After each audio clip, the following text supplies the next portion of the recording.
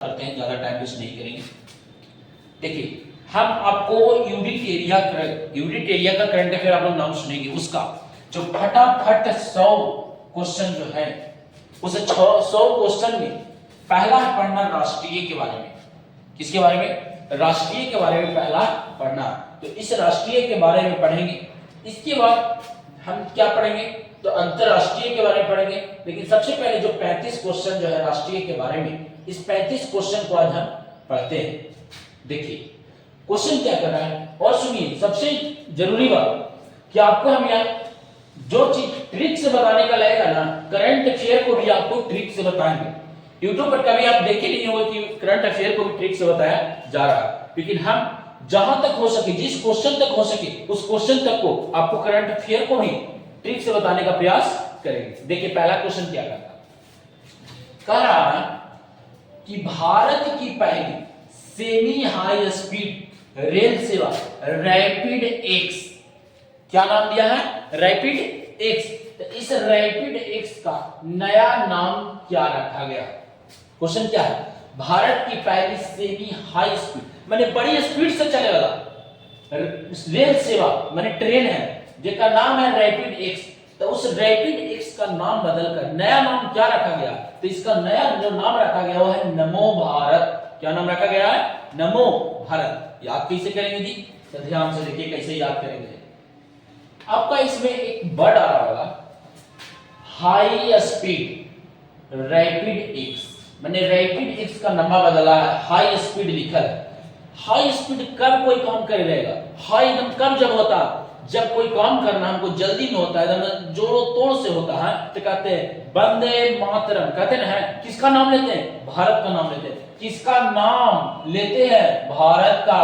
तो नाम से हो गया नमो और भारत से हो गया भारत। तो बोलिए हाई स्पीड क्षेत्रीय रेल सेवा रैपिड एक्स। तो हाई स्पीड जैसे आया तो किसका नाम लेंगे? नाम लेंगे भारत के। तो नमो भारत हो गया। कोई दिक्कत?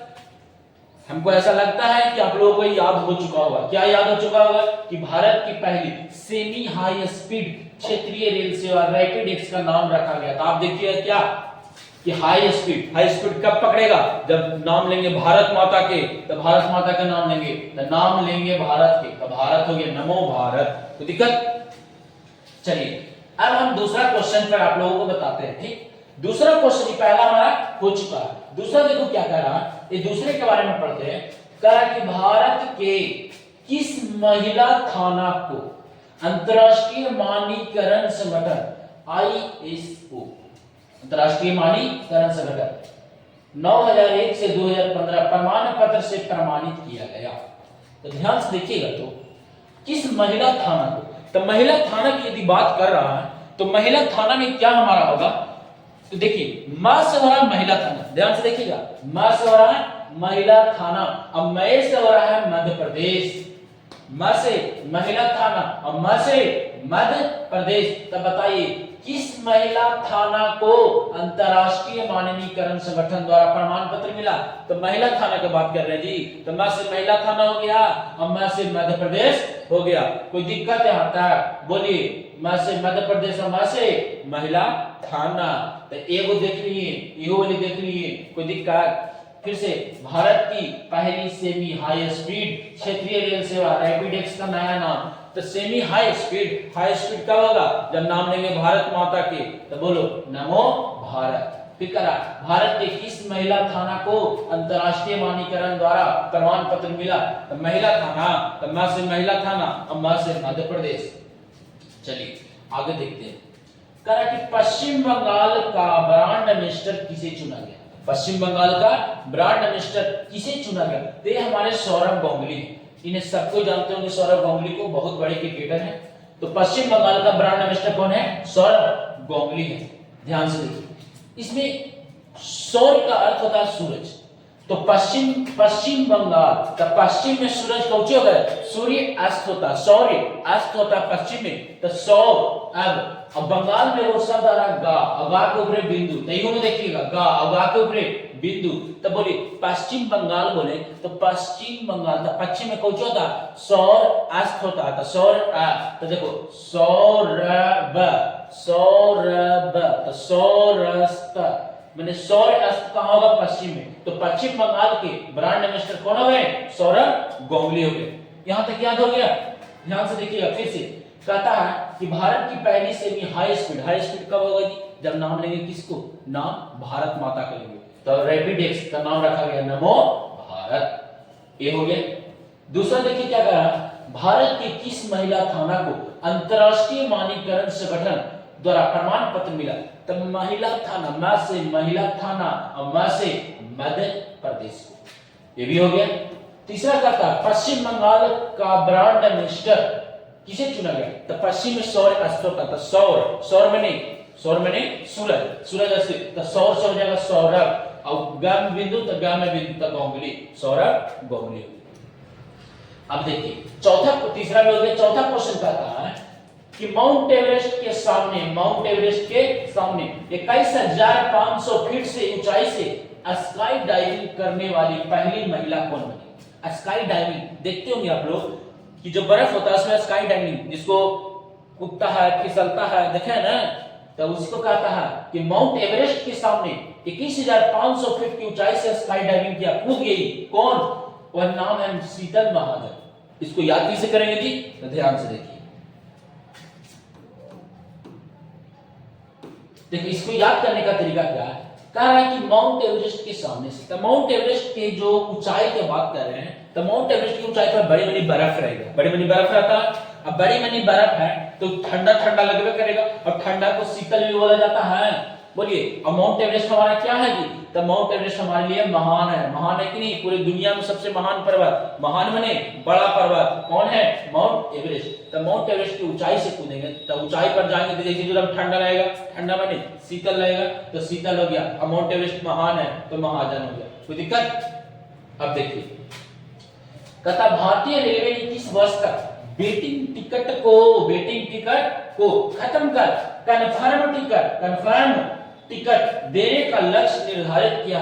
मतलब जो भी वेटिंग हम लोग जब रिजर्वेशन कराते हैं तो वेटिंग टिकट आता है उसको खत्म कर देगा, और कब? 2027 तक एकदम आपको कंफर्म टिकट देगा। हाँ तहां, और नहीं है तो नहीं है जगह। सीधे कब तक जी? 2027 तक। कब तक ये खत्म करेगा? 2027 तक। ठीक, चलिए ध्यान से देखिए। हम लोग 5 को देख चुके हैं, छठा देखते हैं। ठीक, ये वाला देखते हैं। कुछ कह रहा है कि भारत के पहले solar roof cycling track health वे, देखिए एक शब्द आ रहा, हेल्थ वे का उद्घाटन कहां, किस शहर में किया गया? कुछ कह रहा भारत के पहले solar roof cycling track health वे का उद्घाटन किस शहर में किया गया? तो आपको देखिए याद करने के लिए है, हेल्थवे का नाम नहीं जी, तो है से हेल्थवे और है से हैदराबाद, है से हेल्थवे और है से हैदराबाद। तो कोई भी पूछेगा तो भारत के पहले solar roof cycling track healthway का उद्घाटन किया गया, तो किस शहर में? हैदराबाद में। पूरा यूनिटेरिया का इसी प्रकार से आपका करंट अफेयर पर डे चलेगा, पर डे करवाएंगे आप लोगों को। आगे देखिए फिर कहता बिहार का चौथा कृषि रोड मैप, बिहार का चौथा, 7वां क्वेश्चन देख रहे हैं। बिहार का चौथा कृषि रोड मैप राष्ट्रपति द्रौपदी मुर्मू ने, भारत के राष्ट्रपति कौन है? द्रौपदी मुर्मू, और भारत के उपराष्ट्रपति जगदीप धनखड़। तो कहता बिहार का चौथा कृषि रोड मैप राष्ट्रपति द्रौपदी मुर्मू ने औपचारिक रूप से कब लॉन्च किया? तो 18 अक्टूबर 2023 को लॉन्च किया। कब? 2023 को। मैंने रोड के लिए भी मैप लाया गया, उस मैप को लॉन्च किया राष्ट्रपति द्रौपदी मुर्मू ने। कब लॉन्च किया? 18 अक्टूबर 2023 को लॉन्च किया राष्ट्रपति द्रौपदी मुर्मू ने। क्या लॉन्च किया? कृषि, चौथा कृषि रोड मैप। चौथा कृषि रोड मैप कब लॉन्च किया गया? 18 अक्टूबर 2023 को चौथा कृषि रोड मैप किसके द्वारा? द्रौपदी मुर्मू के द्वारा। चलिए आगे हम बढ़ते हैं। ठीक,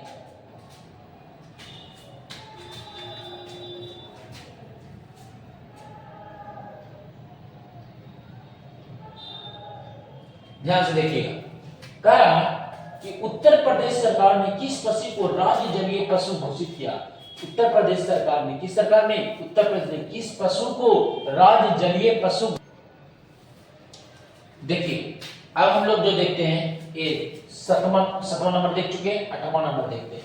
कह रहा उत्तर प्रदेश सरकार ने किस पशु को राज्य जलीय पशु घोषित किया?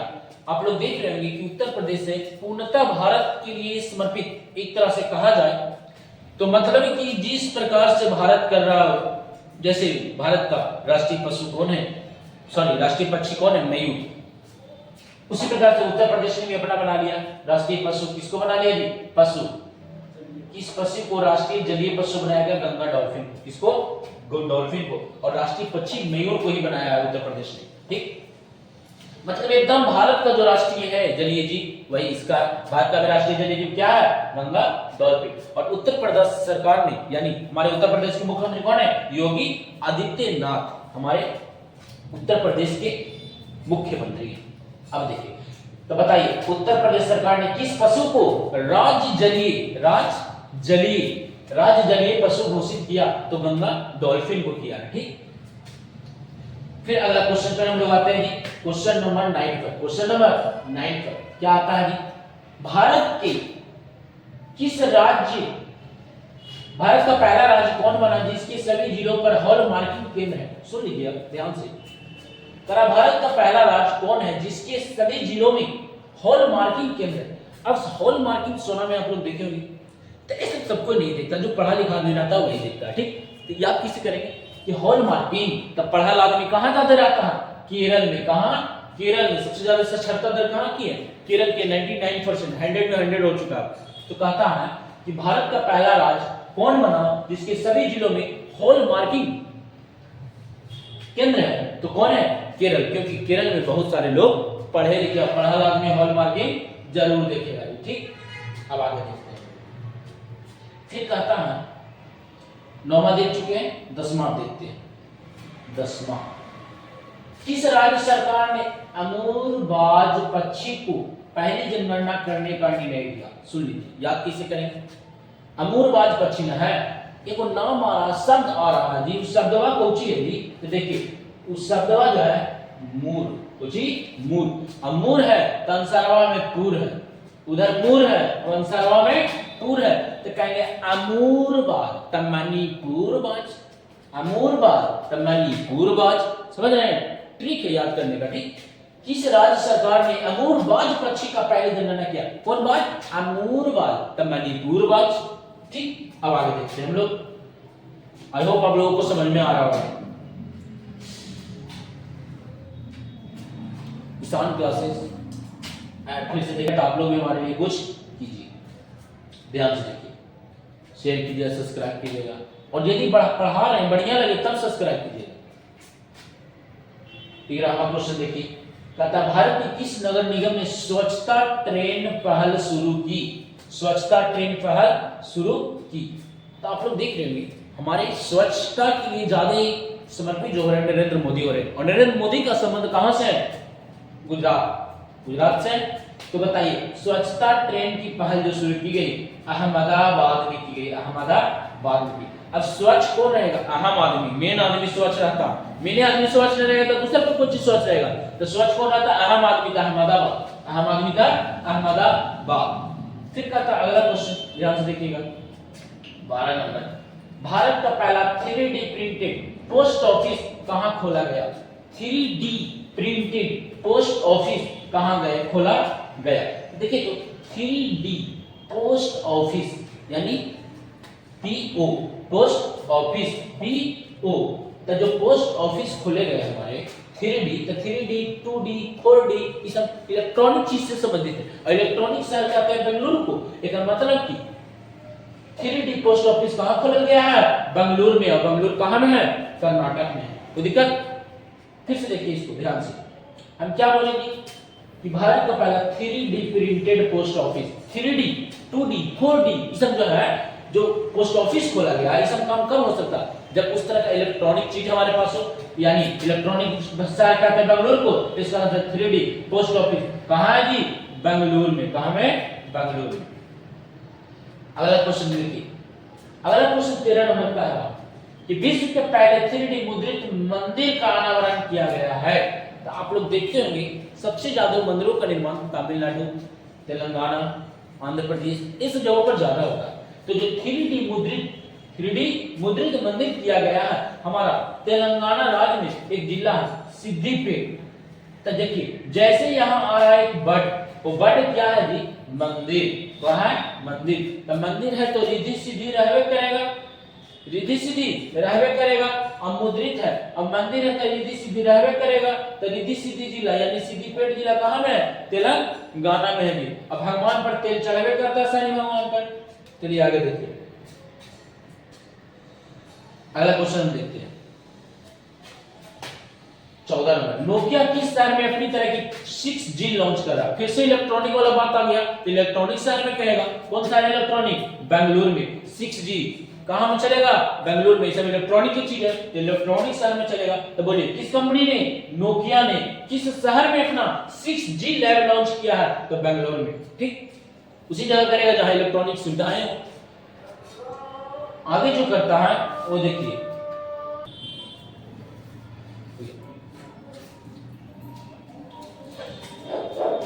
ध्यान से देखिए, कहता है 15 नंबर क्वेश्चन,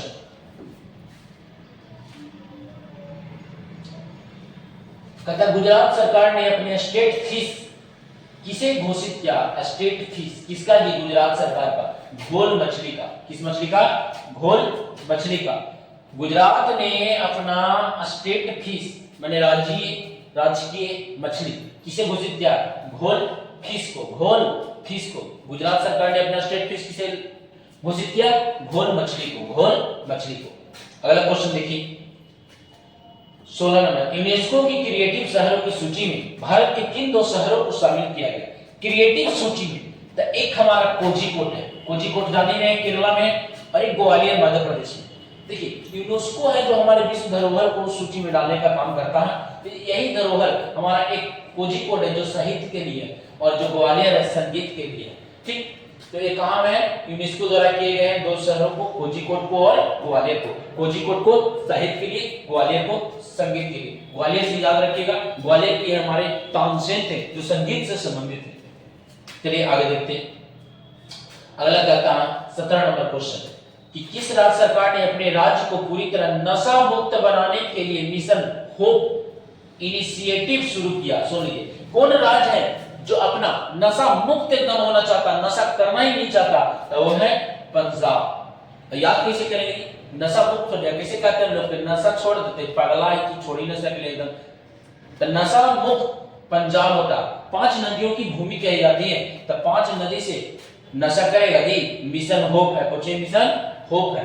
तो मिशन होप की शुरुआत कहां किया गया? पंजाब से। नशा मुक्त कराने का पूरी तरीके से कौन स्टेट है? पंजाब है। मिशन होप के तहत, मिशन होप के तहत। ध्यान से सुनिए, आगे कहता 18 नंबर।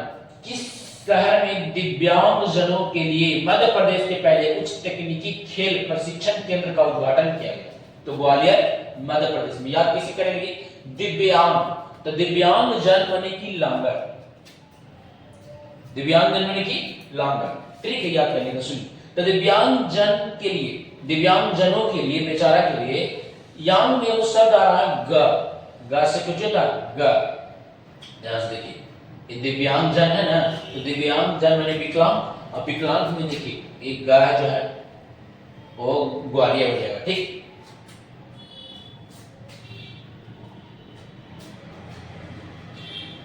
अब आगे देखिए, अभी जो बोले ना सर वाला काट दिया हमने।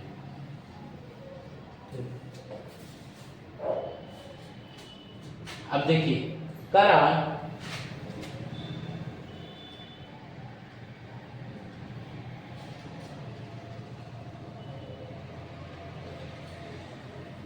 भारत की, देखिए अगला क्या कह रहा है कि भारत की सबसे बड़ी पंप भंडारण परियोजना का उद्घाटन किया गया। तो देखिए तो पंप भंडारण कर रहा, भारत का सबसे बढ़िया काम कर रहा है, यानी नीमन काम कर रहा था। कुछ जगह नीमच जिला, कौन जिला? नीमन काम कर रहा था, नीमच जिला हो जाएगा। नीमन काम कर रहा था, नीमच जिला। नीमच जिला कहाँ है?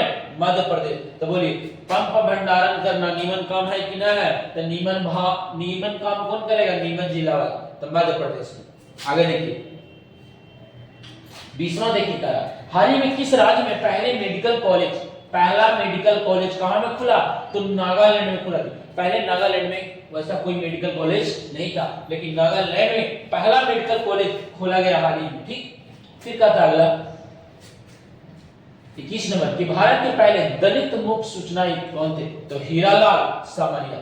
दलित मुख्य सूचना आयुक्त, मुख्य कुछ होता है हीरा पैसा, देखिए मुख्य सूचना आयुक्त कौन थे? हीरालाल सामरिया। दलित मुख्य सूचना आयुक्त हीरालाल सामरिया। ठीक, 21 क्वेश्चन हम लोग कर चुके हैं। ठीक, अब आगे देखते हैं।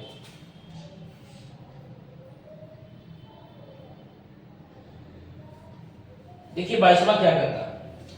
सीमा सड़क संगठन दुनिया का सबसे ऊंचा लड़ाकू हवाई क्षेत्र। आप लोग जानते हैं कि भारत का सबसे ऊंचा लद्दाख है, सबसे ऊपर में लद्दाख है, और पूरी दुनिया का सबसे बड़ा ग्लेशियर सियाचिन ग्लेशियर भी वही है। तो सबसे ऊंचा की बात यदि आ जाए तो हमारा ध्यान जाना चाहिए लद्दाख में। कहां? लद्दाख में जाना चाहिए। तो देखिए सीमा सड़क संगठन दुनिया का सबसे ऊंचा लड़ाकू हवाई क्षेत्र कहां बनाया गया? लद्दाख में बनाया गया। लद्दाख में जगह एक न्योमा जगह में कहां बनाया गया? लद्दाख में। फिर से दुनिया का सबसे ऊंचा लड़ाकू विमान, तब ऊंचा जब रहेगा तो लद्दाख हो जाएगा। लद्दाख सबसे ऊपर में है भारत के, तो कौन जगह? न्योमा जगह।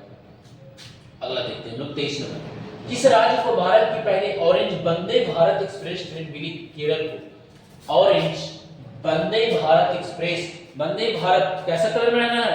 ऑरेंज कलर में रहना। तो इस ऑरेंज वंदे भारत को कब ट्रेन मिला? तो केरला में। कहां किसको मिला? केरल राज्य को मिला। ठीक, आगे देखिए 24 नंबर क्वेश्चन। भारत सरकार ने शिक्षा से उद्यमिता पहल के लिए किस कंपनी के साथ साझेदारी?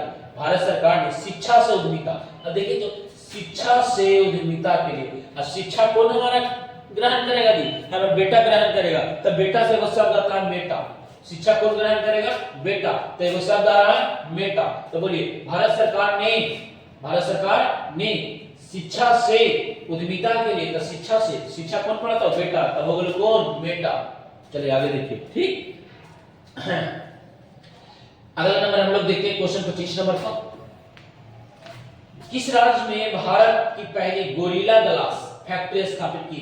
तेलंगाना में। अब देखिए गोरिल्ला ग्लास है, ग्लास पे चलेंगे तो फिसल जाएंगे, और तेल पर भी चलेंगे तो फिसल जाएंगे। तो देखिए गोरिल्ला ग्लास, तो ग्लास है तो गोरिल्ला ग्लास को बोलिए तो फिसलते हैं, तेल पर भी फिसलते हैं, तो तेलंगाना हो जाएगा। गोरिल्ला ग्लास फैक्ट्री कहां स्थापित की गई?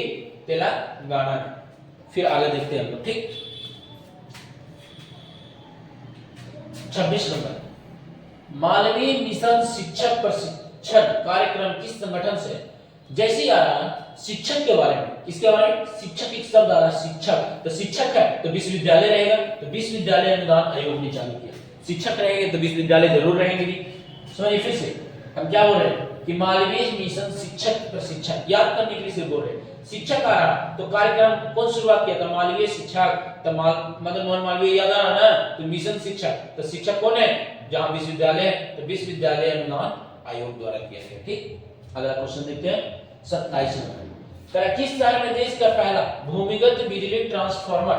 अब देखिए ट्रांसफार्मर आ रहा है, मैंने फिर से बिजली के बारे में बात कर रहा, तो इलेक्ट्रॉनिक चीज के बारे में बात कर रहा, तो कौन सा है? इलेक्ट्रॉनिक्स है। कहां? बेंगलुरु में। जहां पे इलेक्ट्रॉनिक के बारे में बात करते हैं इलेक्ट्रॉनिक्स है, जैसे भूमिगत जमीन के अंदर ट्रांसफार्मर, कहां में? बेंगलुरु में। इलेक्ट्रॉनिक वाला दिमाग इलेक्ट्रॉनिक शहर में लगा था। आगे देखिए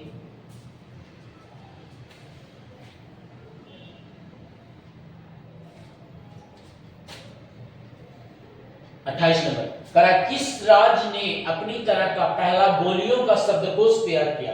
अपनी भाषा का, बोलियों का जो बोलते हैं उसका शब्दकोश, एक डिक्शनरी बना दिया गया। तो बोलियों का जो डिक्शनरी, शब्दकोश का इंग्लिश होता है डिक्शनरी, तो डिक्शनरी जो बना दिया है कौन बनाया? उत्तर प्रदेश ने बनाया। तो बोलिए किस राज्य ने अपनी तरह का पहला बोलियों का शब्दकोश तैयार किया? उत्तर प्रदेश ने। अगला क्वेश्चन देखते हैं 29 नंबर। पूर्वोत्तर राज्यों में आधार आधारित जन्म पंजीकरण शुरू करने वाला पहला राज्य कौन बना? तो नागालैंड। ध्यान से देखिएगा, तो जन्म पंजीकरण शुरू करने वाला पहला राज्य कौन है? नागालैंड। याद किसे करेंगे? जब कोई बच्चा जन्म लेगा, तो कुछ ही रहेगा, नंगा रहेगा। कुछ ही रहेगा, नंगा रहेगा। तो नंगा से कुछ हो गया, नागालैंड हो गया। क्या हो गया? नागालैंड। कोई भी बच्चा जब जन्म लेता है तो क्या रहता है, लंगा रहता है, लंगटे रहता है, तो लंगा से हो गया नागालैंड। चलिए आगे देखिए। फिर हम 30 कहता भारतीय सेना के पैरा स्पेशल फोर्सेस में शामिल होने वाली पहली महिला सर्जन कौन थी? महिला सर्जन माने डॉक्टर कौन थे? तो डॉक्टर पायल छाबड़ा। डॉक्टर पायल छाबड़ा। जैसे क्वेश्चन करता भारत सेना के पैरा स्पेशल फोर्सेस में शामिल होने वाली पहले महिला सर्जन, तो सर्जन माने डॉक्टर, तो कौन डॉक्टर? डॉक्टर पायल छाबड़ा। डॉक्टर पायल छाबड़ा। ठीक, अगला क्वेश्चन देखिए 31 नंबर। स्कूलों में अपने साथियों से पढ़ाने में पिछड़ रहे बच्चों के लिए किस राज्य सरकार ने मिशन दक्ष कार्यक्रम शुरू किया? ध्यान से देखिए, क्या हम बोले 31 में मिशन दक्ष कार्यक्रम किसने शुरू किया जी? तो बिहार सरकार ने। किसने?